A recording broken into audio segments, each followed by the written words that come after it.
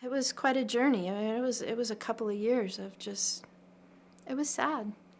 But at the same time, he was with me for those 2 years. And even though I was saying things that I hadn't quite come to a full belief yet about how he was faithful, how he was good, how he was going to preserve me through this. And on the other side of it, there were going to be good things.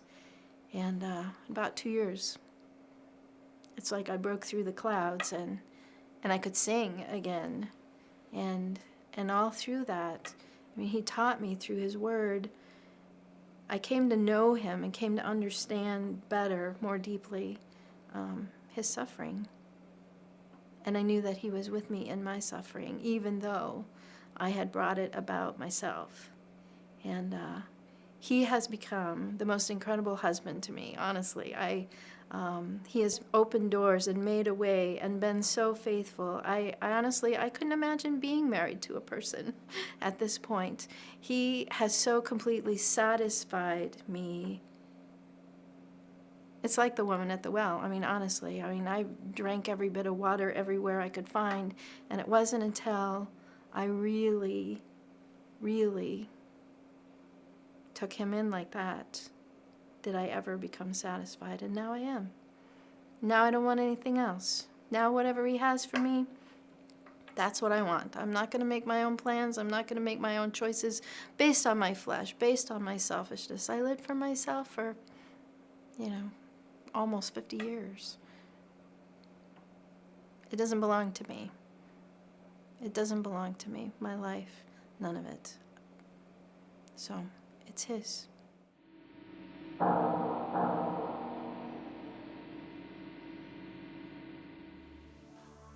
Lamentations concludes with a petition, and probably sung by the people of Jerusalem during a festival at the ruins of the city.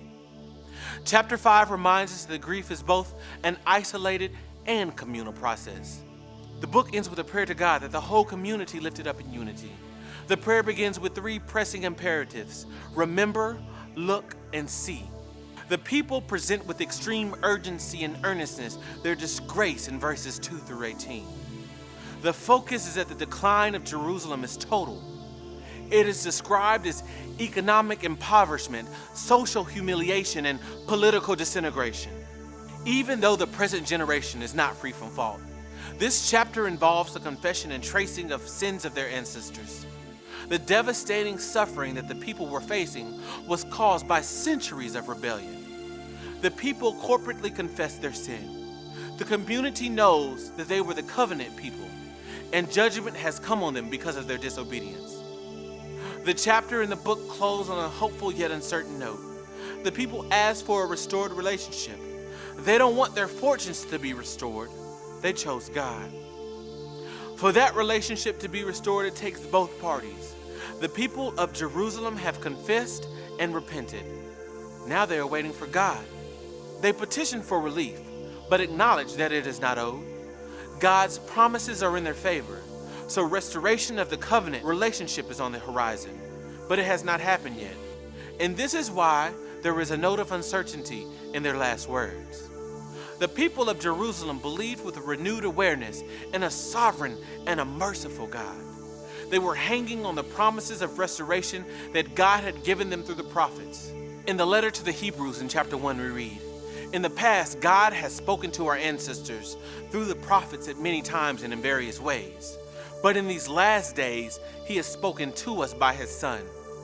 Through Jesus, God has given a way for everyone to be reconciled to himself, no matter what his or her mistakes and failures have been. He is a God of justice and righteousness, but also a God of mercy and forgiveness." The people of Jerusalem understood that a relationship with God is more important than any economic, social, or political welfare. They learned it the hard way, and often we choose to learn it the hard way as well. God's message of hope to you at the end of this journey through the book of Lamentations is this: it doesn't matter how far you have fallen. If you are willing to turn to God, he will forgive you and restore you to a full relationship that will truly satisfy your thirsty soul. A true and a full life can only be found in a sincere relationship with God, our Father, and Jesus Christ, our Savior.